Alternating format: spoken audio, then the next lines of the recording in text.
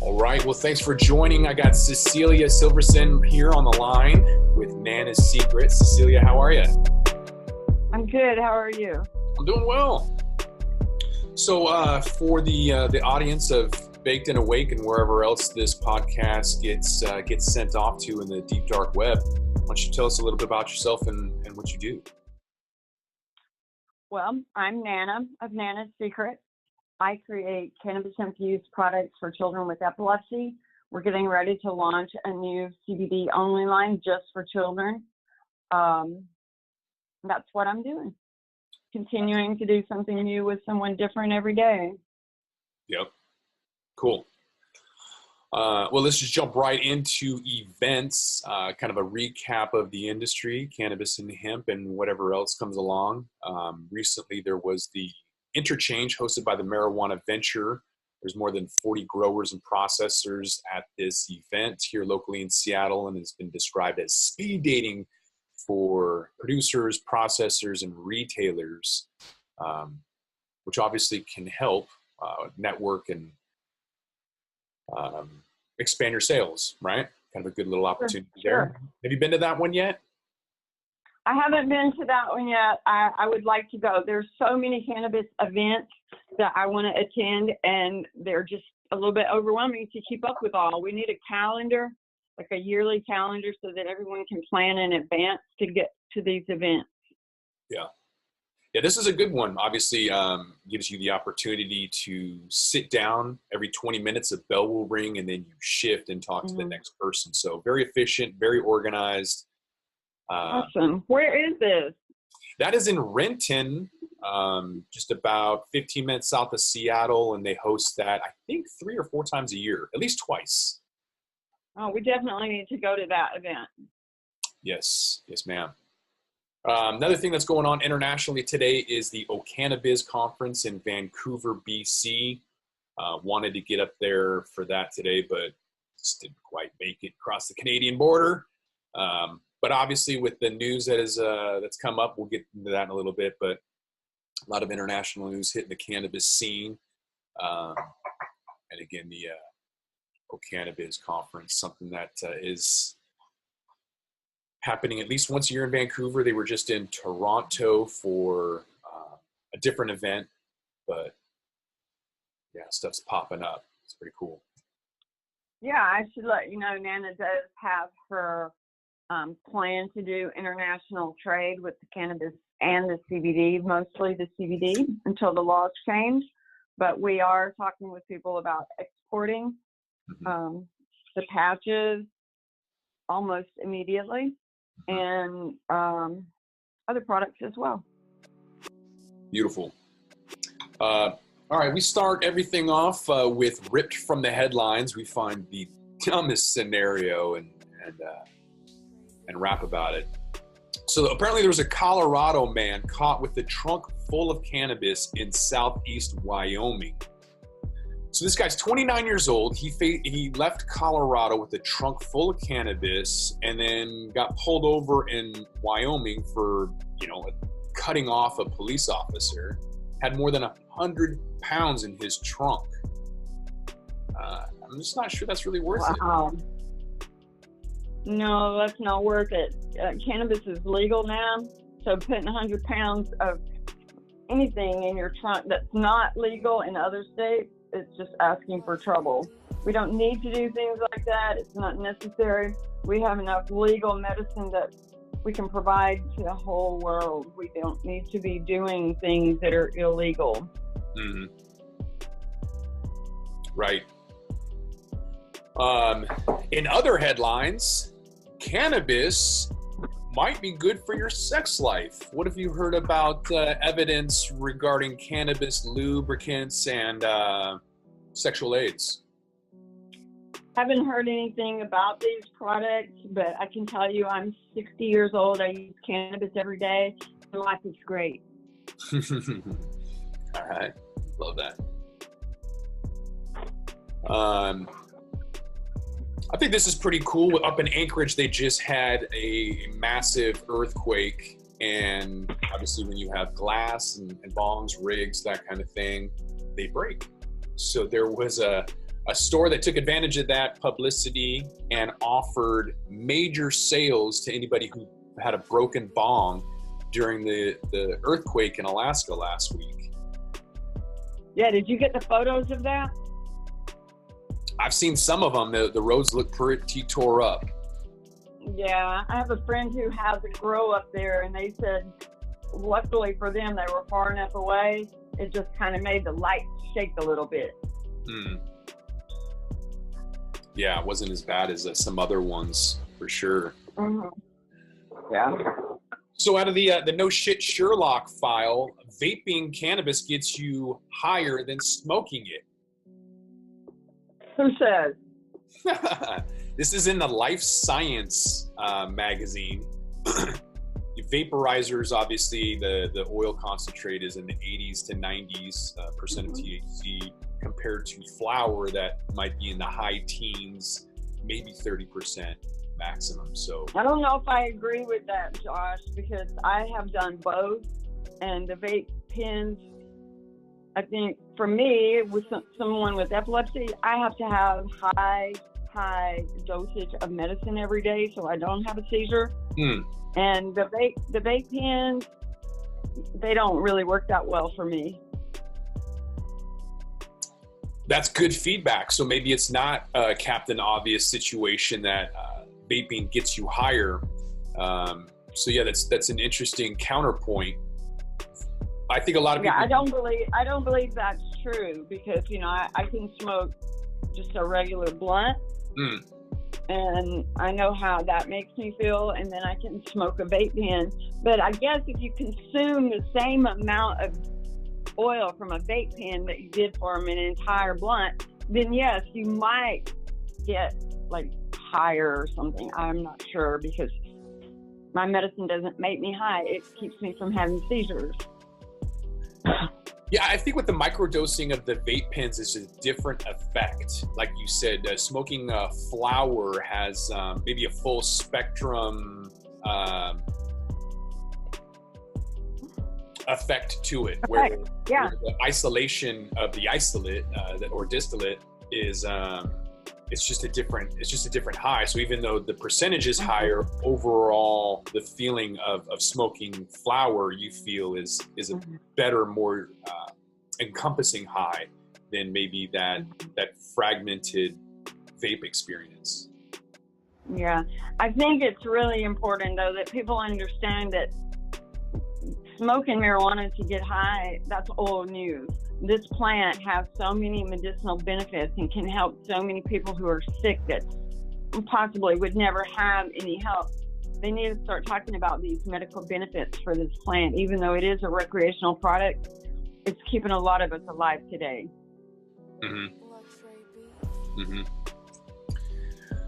And so Nana's Secret is going to be coming out with some CBD patches, some transdermal patches, as well as capsules. Is that right?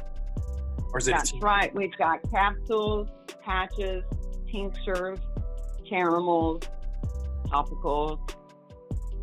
We have a complete line of products now. So you'll be competing against Fairwinds, Green Revolution, Series. Those are the top 3 tincture companies in Washington right now, according to Lemon Haze. Nana's Secret, I think we'll be competing with everyone, because I feel my medicine is the best medicine for me. I have epilepsy. I have had for 50 years. And this is the first medicine that I've been able to take that stops my seizures and does not cause side effects that are going to kill me. So I think Nana's going to compete with everyone out there. Especially on that international circuit, right? And with that, yes, some international. Yes.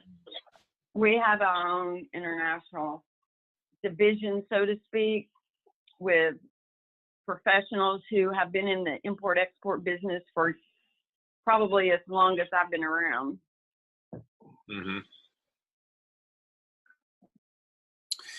So there's some markets opening up for Nana's Secret.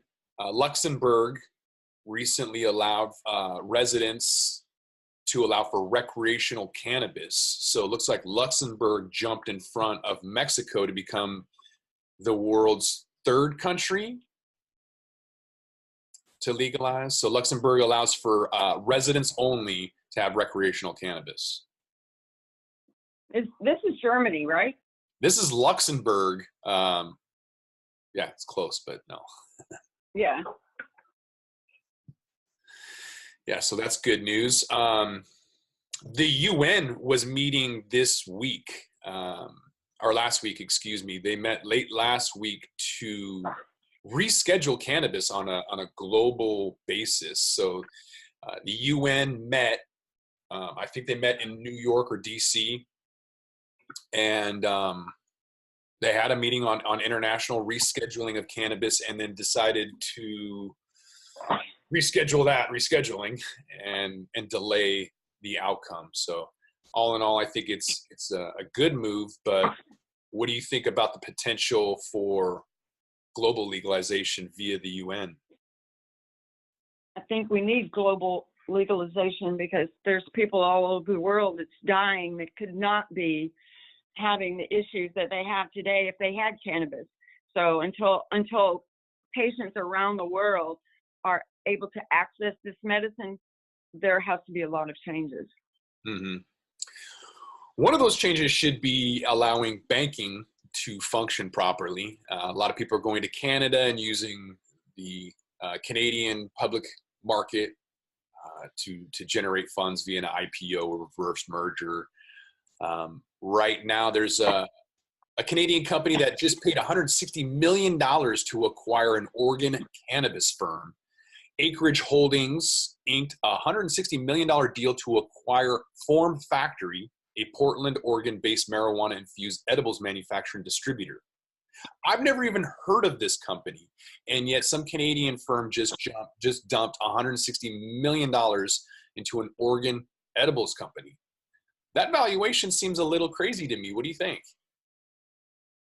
I've been given a valuation of $1.65 million for Nana's brand, and we don't have our products in the retail store yet. So just imagine what that valuation is going to go to when this products start hitting the shelf next week. So your pre-money valuation is $1.6 million without a single sale. That's what you're saying. Correct. Wow. Yeah, I'll forward that over to you. I was quite surprised when I received that email. So there's a Boston-based cannabis firm called Ascent Wellness. They closed a $40 million funding round, and that's pre-money too. So they're ran by Poseidon Asset Management and Salvio Capital, as well as JM10 Partners and Shire Capital Advisors. So the four of them came together. They went out to Illinois, Massachusetts, and Michigan, acquired $40 million, and now they're going to be ready to start buying the equivalent of Nana's Secret, I guess. Well, they're going to have to make me a better offer than the last Canadian group because it was laughable. I just delete. The amount of money coming in has been going up and up. So investors betting on U.S. cannabis firms continue to climb. In 2018, there was I guess, what is that, 1.4 billion? 1.6. So in terms of total capital raised, it's going up and up, I guess is the point. Year over year. Yeah, when people first started talking to me about funding, I was hearing all these different stories from various places about, this group has 5 million, 10 million, whatever. And now those numbers have gone up to 200 and 400 million. Mm-hmm. So there's some crazy money coming into the cannabis industry. I feel a lot of that is from the pharmaceutical industry because they've already tried to create a synthetic cannabis that I do not approve of. I don't think it's healthy. I don't think it's good for epilepsy patients. And I think it's really sad that the pharmaceutical company would direct any kind of medicine that they call medicine toward a child with Dravet syndrome, which is the most severe case of epilepsy. And that child cannot report how that medicine makes them feel. They can't tell if it's going to really, truly be helpful for that patient because their only concern is controlling 40% of their seizures for those children. And that's just wrong. There's nothing right about that. If they can't give them the natural plant that God gave us to keep them from getting sick and dying, then they shouldn't be making medicine or calling it medicine, because it's not true medicine. It's something that they can give a child and make that child sicker and have to give them more of their medicine. Right. And so Epidiolex, I think, is that one that G Pharma just got FDA approval for, and the rescheduling for. But even before that, Marinol existed. Marinol is a synthetic cannabis product. And a friend of mine who's no longer with us, he passed away from multiple sclerosis almost 2 years ago now. He did not like Marinol. He preferred that I go there and give him a joint or, you know, a dab rig or whatever. He preferred to smoke it. Marinol was not something he enjoyed. It just made him lethargic, cloudy-headed, very much like every other pharmaceutical pill. It's just not the experience that he was wanting. Just refused outright to take it. So it's not even a decent substitute. Yeah, if you go back a few months, Joke Magazine did an article when I was in the hospital having some testing done, and they list all 15 drugs that pharmaceutical companies provide for epilepsy that I have taken, just me, myself, have taken over the years. Every one of those drugs have exactly the same side effects, everything from anxiety, depression, to suicidal tendencies. Yes, suicidal tendencies are created by the drugs they're giving children. This is wrong. Yeah, I agree. And speaking of wrong, how do you feel about Marlboro getting into the game with a $1.8 billion 45% stake in Ontario-based cannabis producer Cronos? Well, my opinion is I think it's a great thing, because I'm praying every day that Marlboro quit producing cigarettes with additives that cause cancer. So as long as they can make healthy products and don't add additives that addict people or make people sick, I think it's great. They have the money to do the best job. That's a very interesting take. I have not heard any positive response, so I appreciate that. I'd like to kind of unpack that a little bit more. How do you feel about Philip Morris owning Kraft and Kraft Foods not really being nutrition, it's not real food, I guess is what I'm trying to say. So coming into the production of cannabis, I'm a little nervous about the bastardization of pre-rolls or the lack of scrutiny behind pesticides. Eagle 20 is a big deal right now in Washington that just came up, where Eagle 20 is a pesticide that's not legal and yet has skirted around testing somehow.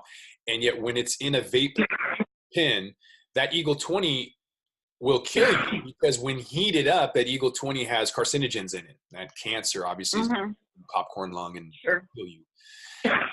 I'm personally nervous about big pharma, big tobacco getting in the game, because they've continuously showed us that they don't care about our health. So I'm personally nervous about it. And this is why I have a grow to grow my own plants without any additives. Take those plants, turn them to medicine, real medicine that doesn't cause addictive behavior or suicidal tendencies, and then get those to patients via the foundation or to recreational market via the 502 market. Without having complete control from seed to shelf, there's no way anyone can guarantee that what they're putting in their body is not going to kill them. When I go to the grocery store, I don't buy things off the shelf without looking at the labels anymore. So you can imagine most of the food that I eat is produce that I feel is safe and organic animals. Everything else has additives, hormones injected, preservatives to keep whatever it is they're trying to sell you to last longer, to give them a longer shelf life. I'm really not interested in buying any of those products, because they've all made me extremely sick, and it's been quite an experience recovering from that. So ultimately, I think it's going to take a lot of trust and understanding for somebody to probably buy, the Budweiser equivalent, the Philip Morris. It's going to take a lot of trust, and and they're going to have to create products that are truly cannabis products and not like tobacco products. Like, don't try to turn this into a tobacco industry, because that's not what it is at all. Right. There's a publicly traded company called Alfria. Afria. Apparently, they've been buying companies in Latin America for $50,000 or $50 million. And so Afria has been going out and acquiring international subsidiaries, but with investors going there and checking out the due diligence, they're finding out that, for example, in Latin America, a $50 million acquisition was really an abandoned house. So the diversion of funds is real. And so I think this is the first fraud in the cannabis pot stock scenario where we have true fraud coming out, where a company is trying to take money out and screwing over the investors, to be quite candid. Yeah, it's really, you have to be very careful with who you're talking to in this industry, who you're doing business. There's another company, I don't know if they're fake or if they're real or what, but I just popped up on my Instagram, is Mentor Capital. Have you seen them? I've heard of them. Okay, they are posting online that if you want to take your company public in California, they will do that for you. If you want to borrow money for your cannabis industry and you have a brand and you have products, they're the people. This is their ad. They're saying they're the people to do that for you. Mm-hmm. And so you're not saying that they're fraudulent. You're just saying that there's companies out there that you need to do your due diligence, because it's everywhere. Everyone's saying you can go public no matter what, pre-money valuation or otherwise. Yes. Your homework. And the funding company, they're an actual funding company directing themselves toward the cannabis industry. Mm-hmm. And those are the things that they're advertising. We can take you public in Canada. They specify Canada. And funding, if you need like debt capital or equipment capital or whatever, they're advertising all those things directed specifically toward us. Yeah, there's another company that just went public in Canada called Cresco Labs, started trading on the Canadian Stock Exchange. And so, yeah, it's definitely the thing to do. Go up to Canada, file an IPO until the U.S. decides to get up on board. Yeah, we're working on that right now. Yeah. So my chart of the week is that Ohio credit unions plan on a medical marijuana banking system. How do you think that's going to change the game? It's just for Ohio? Yeah. Is that what you're saying? Right. Each state has to have their own thing, right? You can't have really a federally cannabis charter yet, but I think states are starting to look at it individually. I think by this time, the states probably realize how much money they are going to be paid in taxes. And if we don't have a correct banking system to handle all of that money, a lot of it's going to fall through the cracks. Money's going to be disappearing. People's going to say, where'd that money go? Because as far as I know, to date, Washington State's been producing hundreds of millions of dollars in taxes, and nobody seems to know where that money went. So that's a question I would like to have answered. Right now, we have to do the cash only in the cannabis industry, and so a lot of banks won't allow for traditional financing, lending, or even like straight cash deposits. It's incredibly difficult to bank and be open and honest and transparent. So the fact that Ohio is implementing these from the very get-go is a good start, I think. What the system is now, the only thing they're doing is forcing people to do things that are not legal. Like, if you have a lot of cash, you can't take it and deposit it in their bank, but they have ATM machines that allow you to deposit cash. So if you deposit small amounts over a period of time, you're accomplishing the same thing. And that's the kind of things they're forcing people to do. Exactly. Overall, the cannabis stocks have been... The banking system probably, Josh, they probably feel like in the banking system, the state is getting all these taxes because of this cannabis business being so big. Why should we miss out? Why should we not have all of the fees for those transactions? that's probably why the banks are finally considering to make that change. Definitely. I think it's FOMO. They definitely want that income. They just need DC to, figure it out. It's interesting. They're trying to figure out how they're going to get their funds from us. They're trying to figure out how the state can get their taxes, the bank can get their fees. Now that it's going to come down, how does DC get their piece of our pie? Mm-hmm. Mm-hmm. The cannabis stocks are sort of moving in opposite direction of the market. Last week, I think everything kind of took a little bit of a dive. But when you take a look at some of the cannabis stocks versus, well, today's a bad day. Everything is down today. But it seems to move counter-cyclically to the regular market. So in times of a bear market, when regular stocks are going down, SIN stocks, tobacco, alcohol, cannabis, move in opposite direction. So it's kind of interesting seeing some of these cannabis stocks go up to the tune of 23%. Kronos obviously taking a huge jump from Philip Morris's news, versus the regular market like Facebook, Amazon, Netflix, Google. Those are all just crashing. And so I think people are kind of thinking that there's opportunities. I don't know if that's a bubble or just a lack of fundamental and technical analysis, but time will tell. Do you have any the cannabis stocks can only continue to go up because the businesses are just growing so fast every day. I get online and immediately I'm seeing new CBD companies popping up, new cannabis companies popping up, new funding companies popping up. The amount of new advertising that's being done every day on social media alone is huge enough to increase those shares and stocks. I would agree. Are you going to plan, is Nana Secret planning on an IPO anytime in the future? Yes, we are. Yes, we are. How do you see that kind of helping out your overall brand? I think it will allow us to get medicine to patients a lot faster. That's my plan anyway.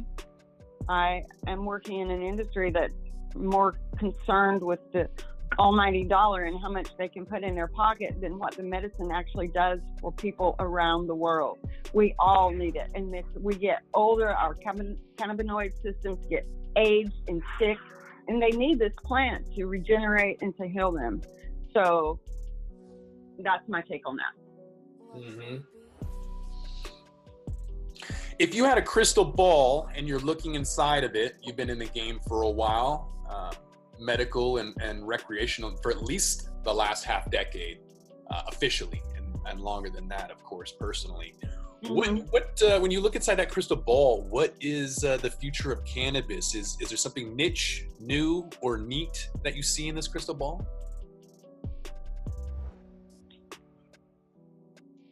I don't know if I would say, is there anything unique or like any products or anything, but what I do see is more and more and more people being educated about this plant and how it can take care of whatever their condition is, whether it's an anxiety or cancer or epilepsy. It really doesn't matter. This product has so many benefits for health industry. I see the medical industry as we know it today changing greatly with the cannabis industry.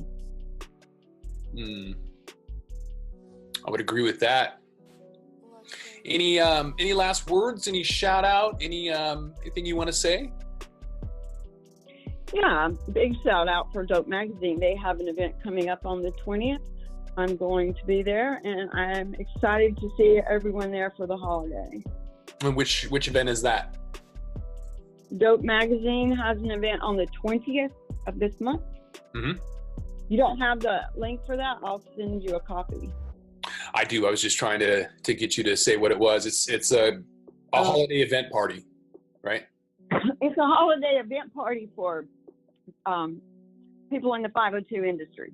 Mm-hmm. The Washington State cannabis industry. Yeah. Yeah. Awesome. And how can people find you, Cecilia? Where is Nana's Secret at? Nana's Secret is all over the place. But you can find me at nanasecret.com. You're on Instagram, you're on Facebook, you're all over the place. So nanasecret.com. Yeah, if you have a social media platform, chances are I'm on there. You're everywhere. Most people don't know. My name is Cecilia Sivertson. They just call you I also have Instagram and Facebook with my name, but I have my business pages as well. But you can Google Nana's Secret and look at our YouTube channel. We're going to be posting regular little video clips on there for people to see. It has some information about SUDEP on there that people should know about if they don't. Just some important educational information on Nana's Secret YouTube channel. Sounds good. And with that, I'm going to wrap this up. So this is Josh Kincaid, Super Chronics. I'm out.